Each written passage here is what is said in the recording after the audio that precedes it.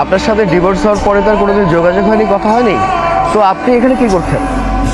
আমি এখানে কি করছি সেটা তো আপনার জানার দরকার নেই, সেটা একান্তই আমার ব্যক্তিগত বিষয়। হ্যাঁ, সেটা আপনার একান্ত ব্যক্তিগত ব্যাপার, আমি ভালো করে জানি। আপনি আমার বন্ধুর সাথে রিলেশন করছেন, তাই তো? আমি একদম ঠিক করেছি।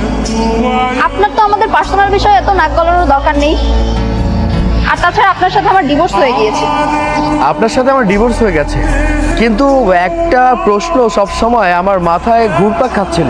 পৃথিবীতে এত মানুষ থাকতে আপনি আমার বন্ধুর সাথে রিলেশন করছেন, আপনি কি ভুলে গেছেন আপনার সাথে যখন আমি ঘর সংসার করেছিলাম ঠিক সেই সময়টা আমি আমার বন্ধুকে আমাদের বাসায় নিয়ে এসেছিলাম, আর আপনি নিজের হাতে রান্না করে তাকে খাইয়েছেন। কিন্তু এত মানুষ থাকতে তার সাথে রিলেশন করতে হবে, এই ব্যাপারটা আমি স্পষ্ট ক্লিয়ার না।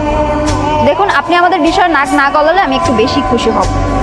আচ্ছা ঠিক আছে, আমি আপনাদের কোনো বিষয় নিয়ে আর নাক গলাবো না।